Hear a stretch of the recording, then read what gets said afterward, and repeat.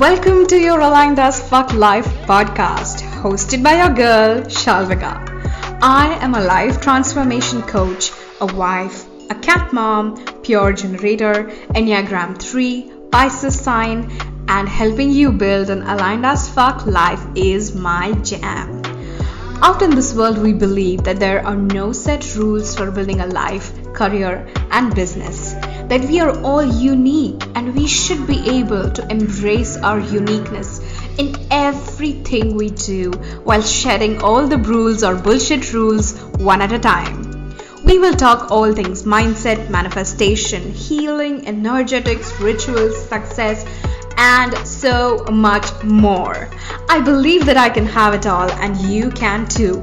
Ready for an episode that will take you one step closer to your aligned as fuck life? Let's get started. Hello and welcome to episode 24 of your Aligned as Fuck Life with Shalvika.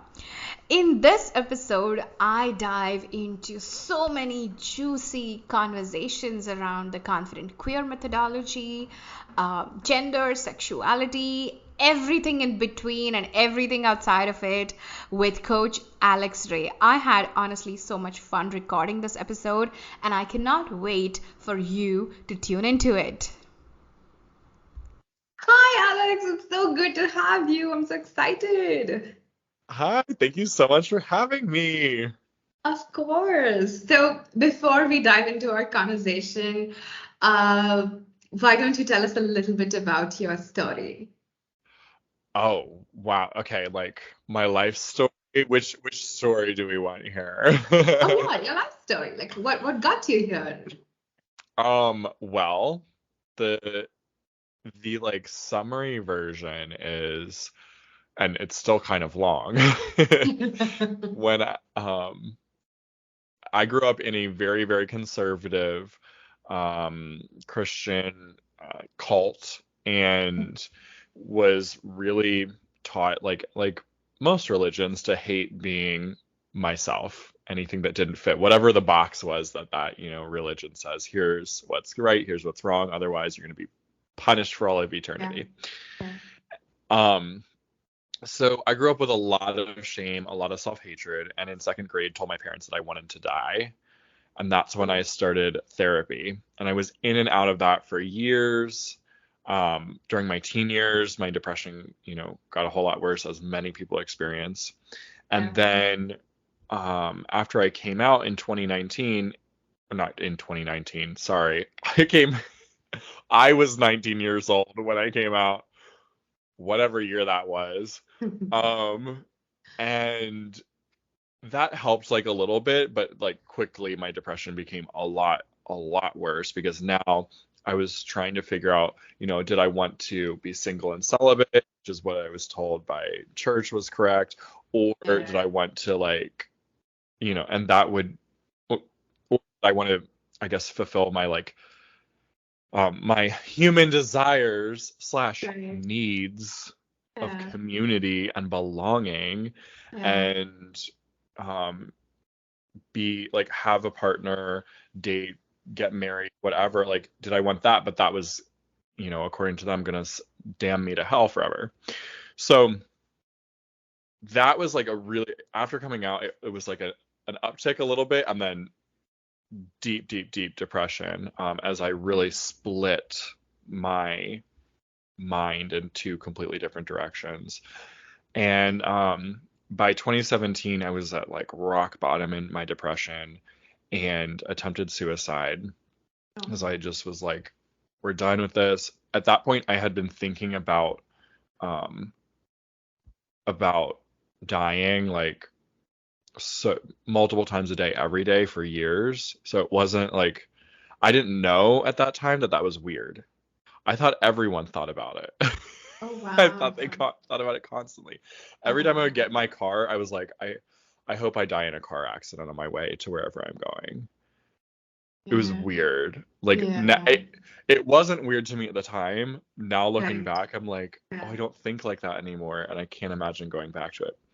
Yeah. Um, anyway, uh, I attempted suicide. I obviously was not successful in that, and coming out of that, going back into therapy, I was like, all right, we're gonna figure this out because clearly there's no like magic pill. The depression medication didn't work. The Right. therapy on its own didn't work. I'm like, I Right. need to take a really active role here and figure this shit out. And for the first time in my life, I actually wanted to figure out what was going on. Like, I was Yeah. deeply invested in it, even if it meant my worldview had to crumble. And Yeah. um, that is what happened. I did go through a period of like, oh my gosh, what the heck is going on? I don't understand the world. Nothing makes sense anymore because my whole world fell apart. And then I rebuilt it. Life coaching was a huge, huge, huge part of it.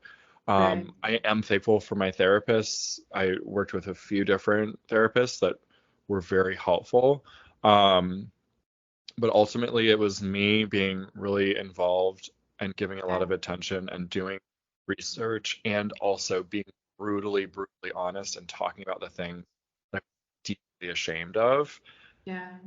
And Oh my through that, finally, it was like, okay, I do not hate myself anymore. I can be okay with myself.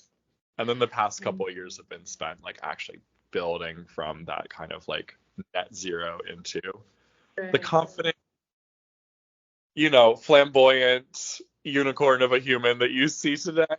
I know, that is so incredible. I feel like that's what I love about being a life coach is seeing what each of us is capable of doing with our own lives, with our own minds. It is so beautiful. Like it's so incredible that in just 5 years you're here, like this beautiful human being. Yeah, it's amazing. Crazy. Thank Yeah. you. So I remember in your bio you had said that you got curious about what makes people confident. Like, Yes. would you like to share a little bit about that? Like, Sure. yeah.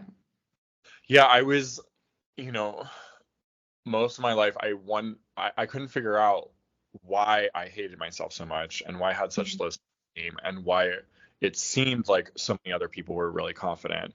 And I thought it had to do with my body. I thought that if I was like strong and muscular, then I would actually start standing up for myself and that I would like myself more and that I would be kinder to myself. I don't know. Because I never stood up for myself. I constantly just let people walk all over me. So I was like, I want to know what makes other people confident. And that was what I focused on in my recovery, like after the suicide attempt, was figuring out, okay, what is the difference? What is it that it takes to be confident like I think other people are? And spoiler alert, I found out that all humans, no matter how confident they are, still have self-doubt, still have times when they're down on themselves. It's Yeah. human. Yeah. But there's this underlying theme of self-trust and of connection to community. There's this interdependence where we know deeply in our soul that we can have our own back and that having our own back doesn't mean we do it alone, that we have a community we can Yeah. also get help from and trust. Yeah. Absolutely. Absolutely. And I think I don't know how if it was like really different growing up in the US, but growing up in India, even this whole box of like I've seen so many parents, um, when they're raising little boys, say stuff like, "Don't cry, like are you a girl? Don't cry like a girl," or say something of the opposite end while raising girls. And I think that is so damaging when you're raising a human being, right? Like you're actually conditioning and like generations of children to not trust themselves, to not trust what their instinct is telling. And it's just so sad that we do that to our kids. And yeah, I think we're like you never see a 4-year-old look at themselves in a mirror and go, I'm sorry, look at themselves and go, oh my God, like I'm so fat, or oh my God, my nose is so weird, or oh my God, my hair is so bad. You never see that, right? Like they just such pure beings, and then we just raised them and conditioned them and just fucked them up, I think. Well, I think our world is filled with a lot of um with binary, a lot of opposites, right? We've Oh yeah, we've got humans love to look at the extremes because it's yeah, easier to categorize things if we can just make them extreme, right? So that's manly, that's girly, that's oh yeah, good, that's bad, that's that's helpful, that's damaging. yeah, And we separate things. Yes, no, yes, no. But what's actually beautiful is that we get to live in the gray. And what it yeah, really is to be human is the gray. yeah, The binary is like the easy way to look at everything, but reality yeah. is very much in between the two. Oh yeah, for sure, for sure. And I think as someone who was raised with those thoughts, like I carried so much guilt and shame and anger about, certain things that I was supposed to be doing, or certain way that I was supposed to be. And then I didn't want to be that, right? I didn't want to be the good old Indian girl. Like I just did not, right? And even something as simple as I did not share my podcast with my family for the longest time because it's titled You're Aligned as Fuck Life. And I am like, what are they gonna think about me? Right? Like they're gonna judge me. And yeah, it's insane like how Yeah. that really shows up in our life. Yeah. Well, I think it's fun to be able to like take the two extremes and just blend it and be like, okay, well, maybe for example, like with mom and dad, like, okay, maybe I've got this like fear on one end of what they're gonna say, and maybe I have this joy about feeling so free, and like, okay, Yeah. let's like put it in a blender and bring it together. Yeah. I don't know, and maybe like mom and dad need to do a little more of like, okay, there are certain words that are wrong and terrible, and people that use that are awful people, and then there are all the good people over here that like do everything that we think they're supposed to do. And the truth is like, no, unfortunately, there aren't like pure evil humans and pure good humans. It's just not a thing. We're all a mix of good and evil. Oh yeah, absolutely. And like you said, right? Like growing up in a very religious family, like some of my extended family is very religious. And when I look at that, I feel like a lot of times, um, I don't think they're happy being who they are. I don't think a lot of them are happy in their life, but this is how it's supposed to be, and I can't be anything else because if I do anything else, I'm gonna be, like you said, damned, right? And Right. I am just like so amazed. Like how do you not see? How do you not see that you're so fucking unhappy in your life? Right. Well, they're that way. I mean, again, because they're sticking to extremes, right? They're Yeah, boxing themselves in with like this extreme, here are the right things, here are the wrong things. There's yeah, no question about it. It's just one or the other. yeah, And then they've got a whole bunch of shit to live up to that most people that I've interacted with who are religious haven't stopped to question why they think certain things are bad or certain things are good. yeah, Like, how did they come up with that? Did the religion tell them?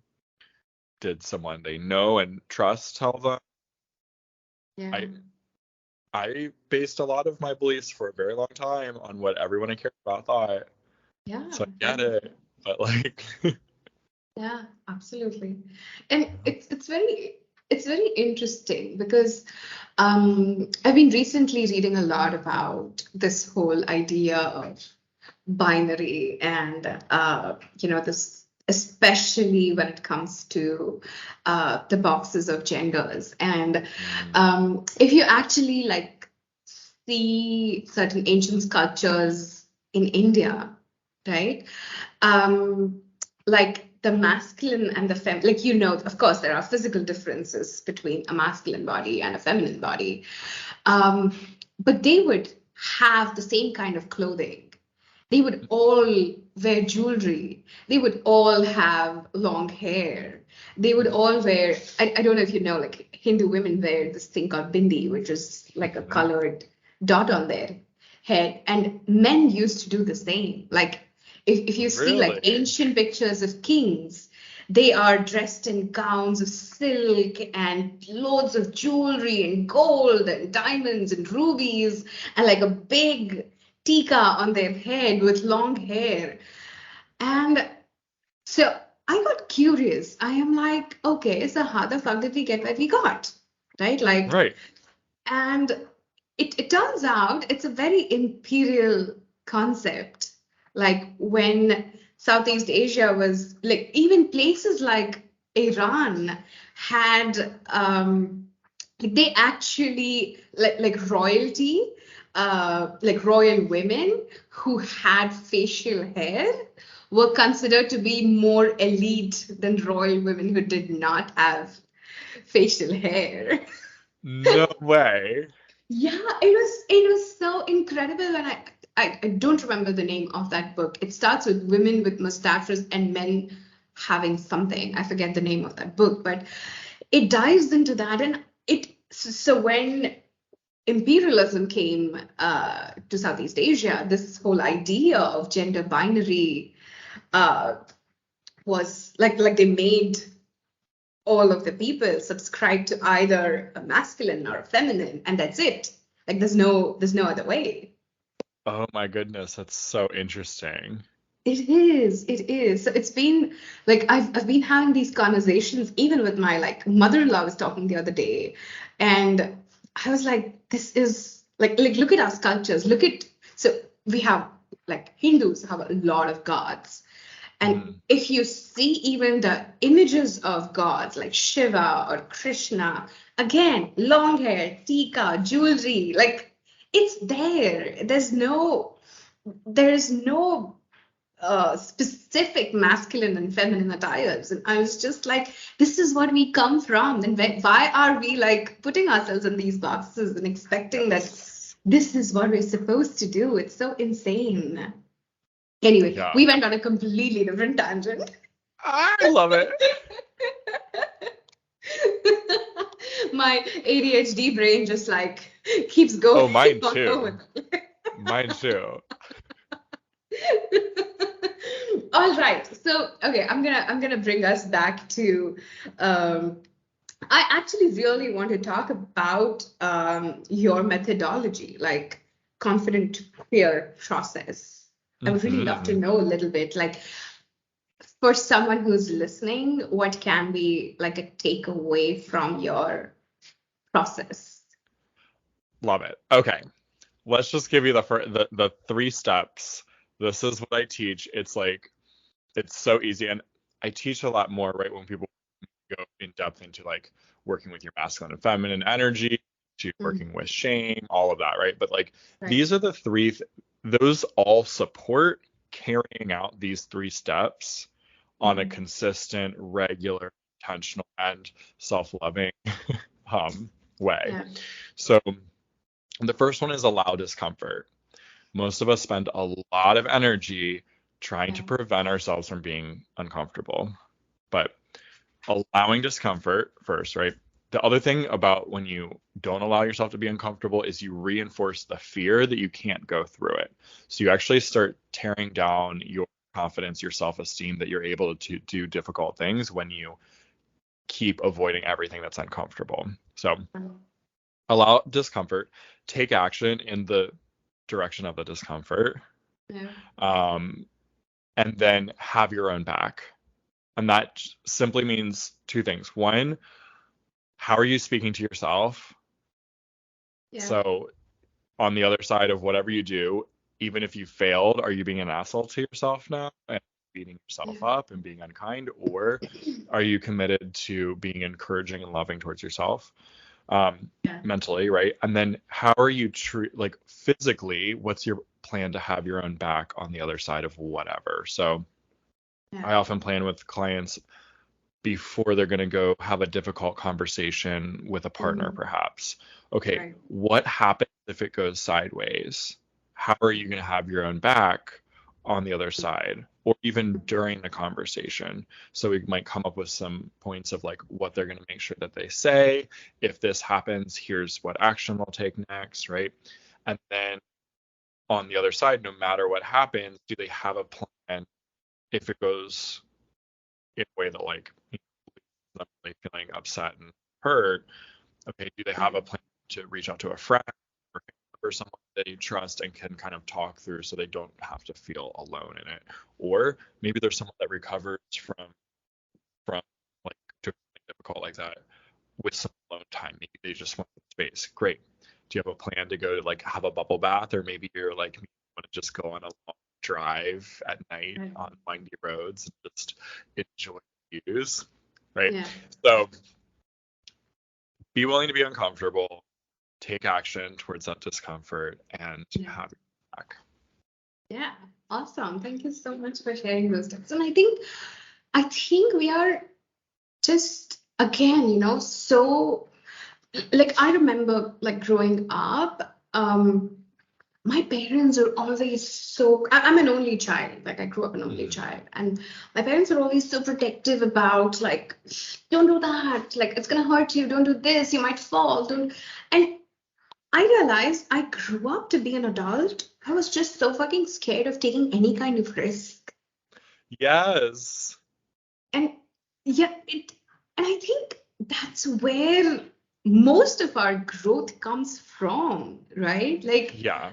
Like leaving my corporate job and doing this, like becoming a life coach and helping people was one of the big, not one of the biggest risk, quote unquote, because I don't think it was a risk. But Right. now I don't. Like at that time, I had like a series of panic attacks, like my first panic attacks Hmm. ever in my life, because I was just like, there's no safety, there's no security. And Right. I'm just like, it's not like now I know that it's not really about like security coming from a paycheck that comes at a particular day of every month. Yeah. Security is not that. Security, like you said, like how do I have my own bag? What am I Hmm. doing to have my own bag? Yeah. Yeah. And so I'm just curious, like how do you cultivate that? Because that's something I struggled with like when I started off a couple of years ago. Like everyone was like self-trust is important. But then I'm like, how? Like I have been taught all my life not to trust my instinct, right? Like how Yes. do I do that? So do you have any pointers around that? Yeah, definitely. So self-trust, like any trust, trusting someone else, right? All trust is built on evidence. Yeah. It's built on like repeated observations. Every time I uh, approach my boyfriend to have a difficult conversation that something's bothering me, Right. he doesn't yell and scream at me. In fact, he opens up the conversation really well, and we come to a perfect, wonderful compromise, right? Yeah. Um, that is how we build self trust, or not self trust. That's how we build trust in others, right? So the Right. same thing is happening with yourself as well. You have to start practicing doing things that you're scared of. Start Yeah. with small things. They don't need to be big. Don't make the first time you're doing this like, oh, you know what? I think I'm just quit my job then, right? Like that's a big it's a big scenario to go through. Instead, Yeah. see how you can do it in really small ways and um, think about those three steps ahead of time, being willing to be uncomfortable, taking action, and then Right. having your back. So most of us don't do a great job about being kind to ourselves, no matter what happens on the other side of a decision we make. So think through ahead of time a few different things that maybe you could say to yourself, or one that's in your life that could be encouraging to you, that you're committed to actually listening to, and Yeah. uh, just, discounting whatever they say. If you go and do it, it doesn't work out, and you go and ask them for encouragement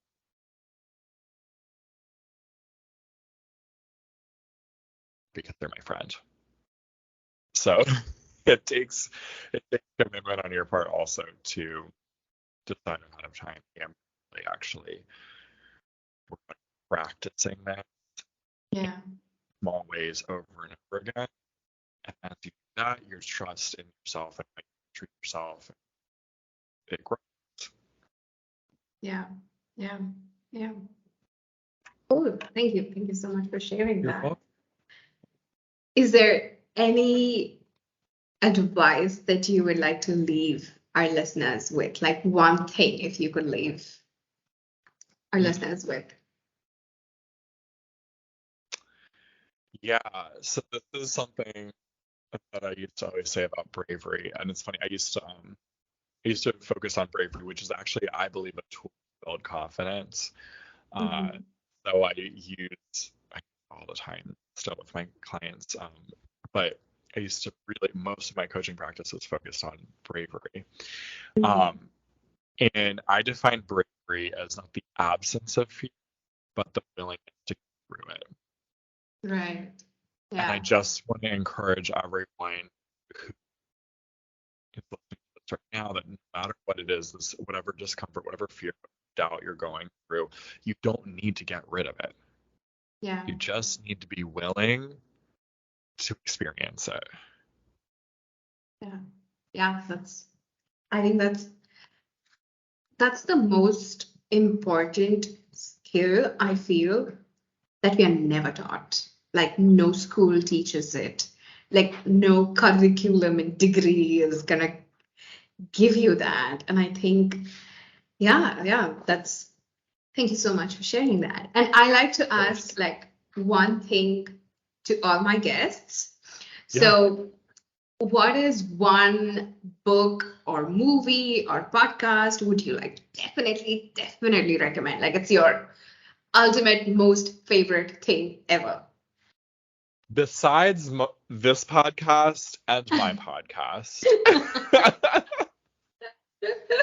I'm going to recommend a book that I really, really like that has helped me. And it's really funny because a few people suggested it to me because they were like, did you read this book? Is that where you're getting this stuff from? And I'm like, no, what are you talking about? This is things I learned from my own life experience stuff, or I guess like collecting. Not Nothing is really ever original. Let's just be clear about that. Yeah. Oh yeah, for But sure. so anyway, I'm like putting out the stuff about like fear, working, and um, falling in love with your shame, blah blah blah. Anyway, found out there's a brilliant book that I'm reading it. I'm going, oh my god, this sounds like a future version of me wrote it. It was like a more clear way of describing what I was understanding. It's called Existential Kink, and it's Oh my God. have You you won't read that? believe. I just yesterday I added it to my Amazon cart and I'm like, I have to read this. This is like It's the universe telling me, mhm. get that book. It's one of my favorite books I've ever read. That and The Alchemist. Yeah, The yeah, Alchemist is a really fun like story type book, but this is yeah. much more like direct self development. And it's Right. so cool. It's a way of like turning to get in touch with your fears and your shame and everything uh, in a hot, kinky, sexy way. Like you get to Interesting. see how all the negative patterns in your life Yeah, actually like secretly turn your subconscious on, and you're like getting a yeah, little bit of pleasure out of it. And it was the yeah. most wonderful, cool, like mind fucker I've ever experienced in the book. Again, also it was like, wait, this is literally what I've been figuring out. And now someone wrote a book on it that's even clearer. And oh, it's so good. So Awesome. All right. Thank you. Thank you so much for sharing that recommendation. you're welcome. All right. Thank you so much, Alex, for being here. This has been an amazing conversation. And I feel I feel like from this brief conversation, I feel like there's so many things that I would love to talk more about that I would love to talk more about with you. Is that a right sentence? That's Yeah. perfect. A plus. Grammar police say yes. Yay! Anyway, but yeah, I would love to have more conversations with you, but this has been lovely. Thank you so much. I am so, so grateful to have you here, share a part of your journey. And yeah, Thank you for having me. It's been a pleasure. yeah, cool. Thank you so much for tuning in today's episode. If you absolutely loved what you heard today, be sure to share it with me by leaving a review on iTunes so that I can keep the good stuff coming. And if you aren't already following me on social media, come soak up some extra inspiration and send me a hello on Instagram by searching at Shalvika P. Also tagged in the show notes. I love and adore you so much, and I will talk to you super soon. In the meantime, continue building your most authentic and aligned as fuck life. Ciao!